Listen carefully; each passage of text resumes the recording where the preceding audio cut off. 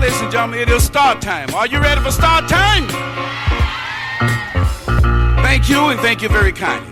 It is indeed a great pleasure to present to you at this particular time. It's your boy E-Dale, a.k.a. Mr. Facts, man. That's facts. Kick the truth to the young black youth. That's facts. That's facts. It's your boy E-Dale, a.k.a. Mr. Facts, man. That's facts.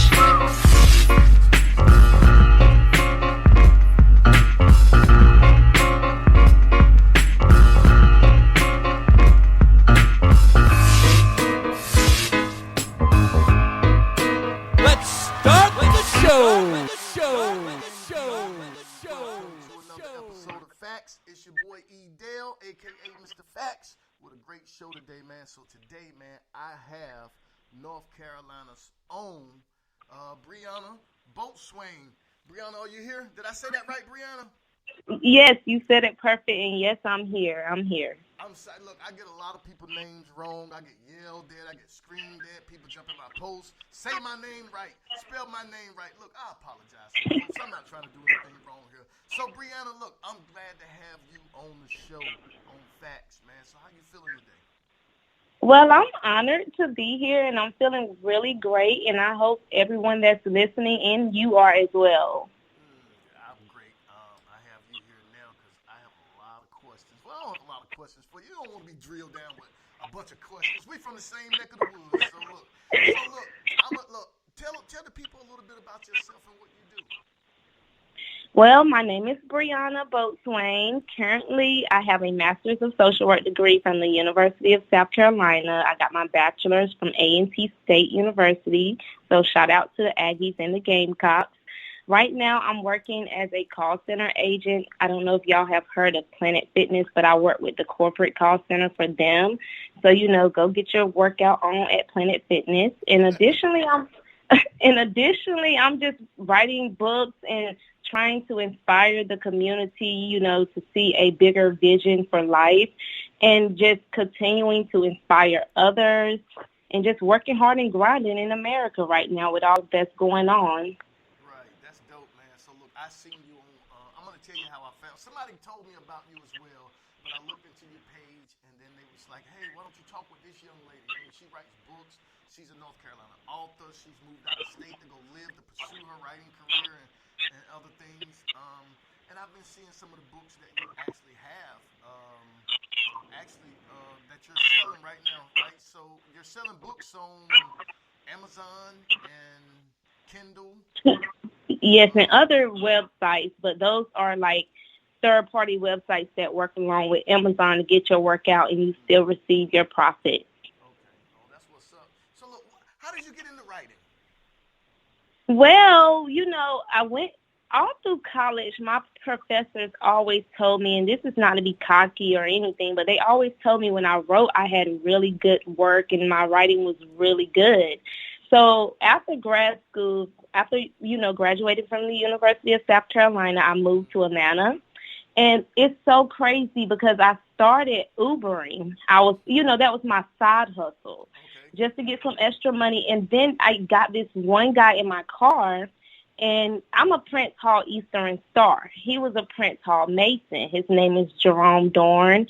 And I just was telling him, we just started talking while I was Ubering, and he was telling me he had this business. And I was telling him how I had started this hashtag on Amazon, on Instagram, which was called Poetry by Boatswain. I had a page of mine that got deleted a while back, but that hashtag was pretty big. So I had let him see the hashtag. I was letting him know I like to write. I had started just randomly writing on WordPress. And he, introduced me to his media group, which was InTheHouseMedia.com. And I started working with a lot of celebrities. I worked with Tamika Scott, daughter from, Tamika Scott from Escape. That was my first article that I wrote. Y'all can check those out on InTheHouseMedia.com. I worked with BET. It was a show on BET called Hustle and BK. So I worked with them, and I thought it was so iconic that I had worked with them, and then ended up moving to Brooklyn in July of 2021. So that was so cool. But yeah, so I just started working with him. I had connected with all these celebrities, and then I started, getting that idea of let me begin to write, let me publish books. And I met a friend through my sister. She introduced me to this guy that had started publishing his books. He was telling me, like, this is all I do. I don't even have a 9-to-5. I just write and sell my books. He's like, I'm out all day selling my books. And he introduced me to the website that I now publish on. And from there, I'm an author now, and now I help other people publish as well. Wow, that is very, very, very amazing. Thank you. I'm sure that you're a huge inspiration to young women in the community. But look, I gotta ask you because I love to see Black people doing different things, especially like writing books, right? Writing movies, because you have to be very intelligent to do those things. So, when did you write your first book? Well, my first book I wrote in 2000, I believe it was 2017 through 18. I need to keep up more because with everything I'm trying to do as far as like events in my career, sometimes I lose track. So I do believe it was 2017, 2018, which is when my first book was published. I can give you the exact date. 1 second. Well, look, I mean, that's you have a great story, man. A great deal. So you said you work with lots of celebrities.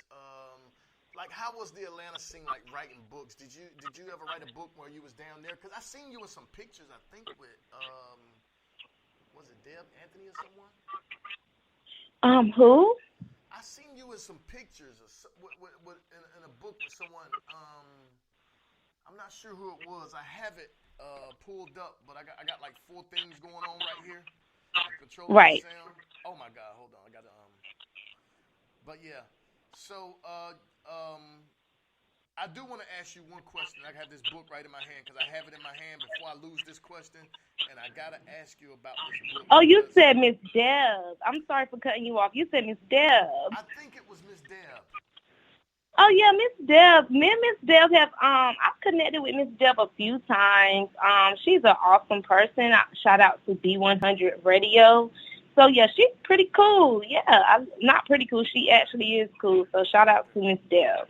So you didn't do a story or a piece on her, did you? Well, I did. What happened was she had a Christmas gathering in which she was giving away Christmas gifts to the youth and the families in need. And I was actually there with In the House Media. And what I used to do with In the House Media is go to these events and observe and then cover the stories. But with Miss Deb, I instantly wanted to connect with her. So, yeah, I have done a few pieces on Miss Deb. I don't know if In the House Media ever published them as far as officially on the website, but I definitely did write pieces for Miss Deb. Yo, North Carolina should be proud that we got you here. You know what I mean? we should be happy. So, look, before I get past this, because I got to ask you this question, and it really sparked my interest when I seen this book title, Why Make It Harder on a Nigga? And I say that in educational way because a lot of people are offended. Some people may be offended by that, so it's not one of those things because I have a huge variety of listeners. So don't be offended by that. But this book, what made you write this and where did the title come from? Well, as you can see, is a big question mark after the question, like, why make it harder on a nigga? Right. And honestly, it's 2022 now. Y'all check out my new book, 2022 for Americans. This is kind of like a more detailed version of why make it harder on a nigga. But in this book, I'm just kind of discussing, like, look, guys, apparently right now, this is our reality as a Black individual. So now we have to live with this reality and use every obstacle and hurdle that we're hit with and just make us stronger. That's what that book is basically discussing, how to turn your hurdles and obstacles into make you a conqueror of life or make you a successor. That's what that book is about. It's really not to tear anybody down in the Black community because I love my people. But I do think, as I, have went through going through college life and meeting different a variety of different people from different backgrounds, sometimes I do think as a community we could rise up a little more and go a little harder. So that's what that book is trying to inspire Black people to do. Wow, that is amazing.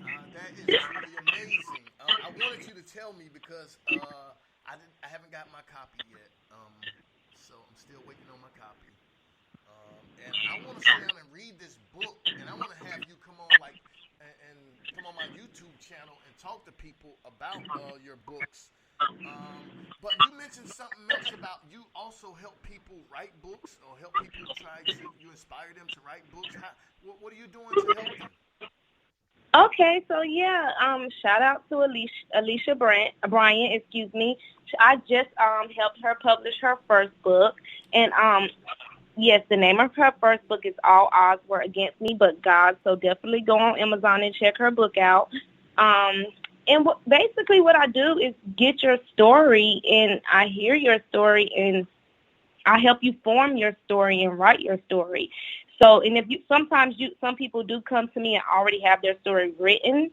So in that case, we can go ahead and get your book published and everything, And then if you don't have your story written, I will, give you an interview sheet. You will fill out that sheet, and then from there we will branch off from that and create your story and turn it into a published book on Amazon. So, yes.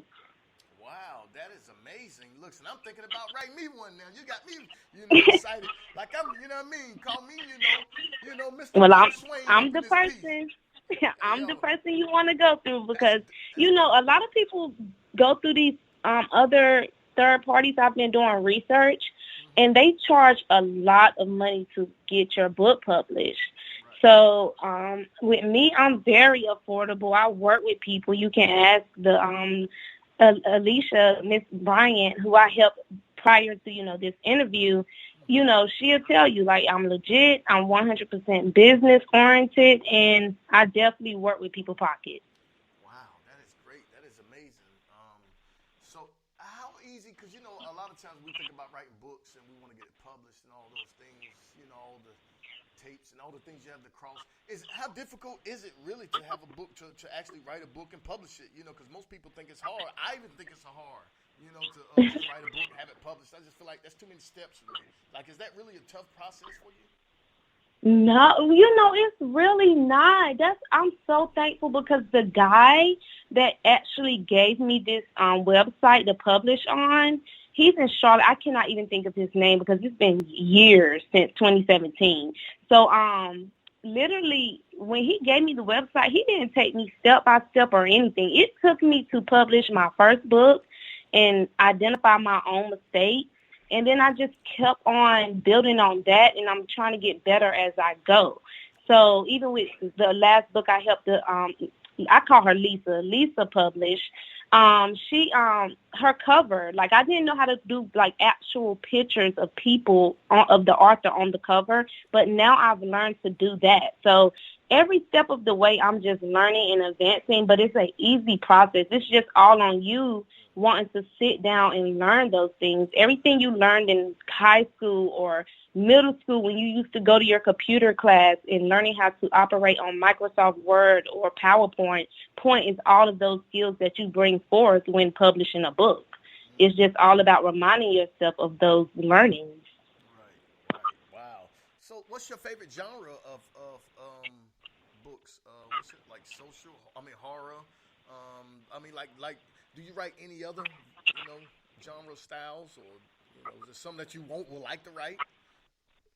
Well, four of my books are all like poetic. Like it's all rhyming words throughout the book.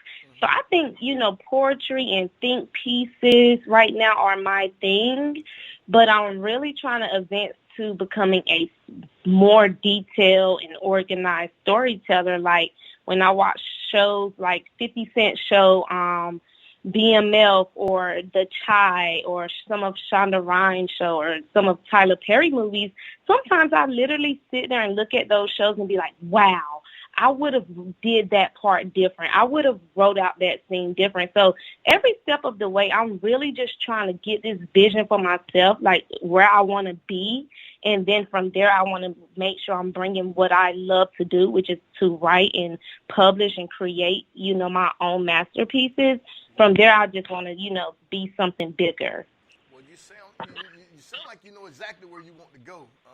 Like you definitely have a vision in your head, and I think that would be great to see you put out some other work like that to actually start doing those things and you know, writing movies out.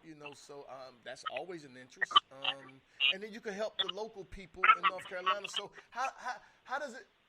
I mean, how does the people from where you're from? How do they take you being a writer? And you're having success and helping other people publish books. Like, how does your family feel about that? How do they view you? How do they see you? I'm gonna make your podcast a little juicy today. So, it's so crazy because sometimes I'm from Kinston, North Carolina. So shout out to Kinston High School, Rochelle Middle School. Shout out to all my teachers that even helped me get to this point in life. But it was one point, like you said, you seen a picture where I was in a picture with Miss Deb, and none of my pictures I ever took was with a celebrity was me seeing them on the street and being a press fan. It was me in a position of networking and connecting with these people, and building on InTheHouseMedia.com. But there was a time when I had started writing, posting like celebrities, and my community tried to kind of tear me down. I feel like they kind of started, giving a lot of negative input. It was people just judging me, didn't even know me from since high school. So that made me, at first, that slowed me down with my writing and stuff, like as far as connecting with people and networking with people. But now I've just decided, you know what, I'm just going to go forth with my business. I'm going to continue to reach out to people that actually are interested in my business and just grow a professional bond with them and a genuine bond with whoever is interested in my work. That's how I feel. So I wanted to throw that story out there because I do think a lot of people look from the outside what you're doing on social media and just have no understanding and are quick to tear you down. Right.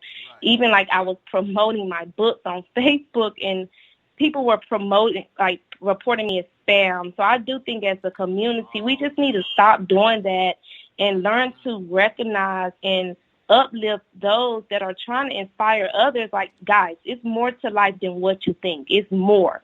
We just need to learn how to come together as a community and support each other. I even said I'm going to start doing better as far as liking people, stuff that they post and supporting them, as a person, Yeah, that's cool. And I'm from Kinston as well. So, and I think that,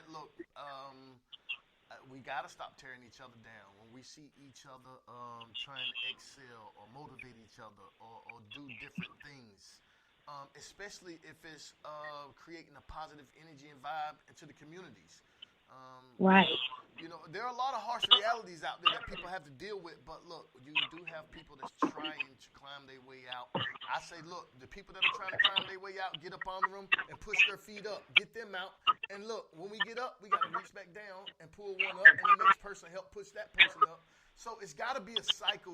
It's going to have to be a continuous cycle for people to for us to actually grow as a community. Right. I applaud everything that you do. Like I said, I seen you on a live. You tagged me in a live of something you was talking about your books as well. I seen something. But look, I loved it. I loved every minute of it. I sat beside my wife. I was like, this is dope right here. I mean, young people that looks just like us, writing books, doing movies, a lot of things like that. So we just have to recognize each other's talent and just say, hey, man, I see you. Keep going. Don't stop. I'm here to support you. I want to buy a book. Let's start purchasing from each other, So that's what's going to help us as a community. So I'm happy that you're doing what you're doing. I know the young black kids and the black women and females, just being a female writer in general. Do you get any gratification from that? I mean, just knowing that you're inspiring young people that look like you, that say, hey, I can write, because in our community it's always this thing going that we can't read or write. Right. How inspirational is that for you? Do you get any gratification from that type of thing, knowing that you are a role model? Well, it's funny because when I first started writing, all of what you are saying was going over my head. How you they say in the Black community, it's not a lot of writers, and etc. So all of that was going over my head, and then then I started to watch powerful movies and films. Like I can't name one off back, or being in environments that made me realize like, wow, I do have a true gift. Like even when you may see me on my Facebook sometime doing my little raps. Y'all can check me out on SoundCloud, Boatswain the rapper. I make little music sometimes, and I've noticed like, wow, it's really harder. Maybe not even harder, but I think it's all about applying yourself. But it's really a true gift. That's all. It makes me really say thank you for my gift every day to God. So yes, I'm very thankful, and I'm still trying to process it all and become something more grand out here. And look, there's no doubt in my mind that you will be. I think that you're very dope, man. I think that you're a very dope human being, as I must say. Thank you so much. So look, we talked a little bit about that. I want to get into, before we close out the show in about another 10 minutes or so. I wanted you to get into. Can you tell me a little bit about why social work? Why social worker? It's so funny. I started out as a nursing student, and everything was going good until I started going to my math classes. But I knew I always just wanted to help people and heal. I feel like I'm a natural healer. So I always felt like I wanted to help people and heal people and change the quality of life of people. I always saw, when I'm looking at my visions in life, as many people as I've crossed paths with that didn't do me necessarily right, I always have this vision that I want to do something so big out here and just give back. So I knew I wanted to do something where I could offer myself and extend myself to people and make them better in a way. So that's why I chose social work. After I was, getting out of the nursing program and talking to my advisor just led me right to Gibbs Hall at A&T State University and said, I think social work is where you belong. And that's where I ended up. And I continued to build on social work, got my master's. I decided not to get my doctorate because I don't know what I want to do going forward. Sometimes I say I want to be a lawyer, but I just don't know. I'm still working on my life. Well, we need help in our community. We need people to stand up and talk, get on the stage, get these young folks in here, gather them in here, and empower them the way that you're doing right now with your books. We need Most definitely. We need more people like you out there. So, look, another thing. How does your family handle all of this, these bright lights that come with you? Bright light. That's the thing. I don't see any bright lights. When I'm living my life and waking up, I feel the same as I felt before I met any celeb. I don't know if it's because of some of the connections I've made with some celebrities. I just feel like it's normal life, like it's just a person on a bigger platform. And anytime I'm connecting with people, I come to help and show them what I can offer to their table. And, and from there I just go with it. I don't see all of the bright lights. And my family is real chill and laid back. So honestly, I don't even think they might have noticed all of that. Oh, yeah, they know. Trust me, everyone notices. Listen, and if people didn't notice, they wouldn't be hating on you out here. You know what I'm saying? They wouldn't be trying to send you off as spam and trying to get you blocked from promoting yourself and your books for you being positive. So listen, someone has to see it. So and if they can see it, trust me, I know your family see it as well. You know what I'm saying? You're too dope not to be seen. Oh, cool. Well, thank you for telling me that. That's going to make me, go harder.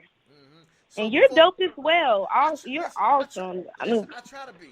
I try. You are. But look, so look, what do you like to do in your free time, in your spare time? Tell the people what you like to do before we go. Tell them what you like to do in your free time, in your spare time, and where they can find your books, how they can purchase your books.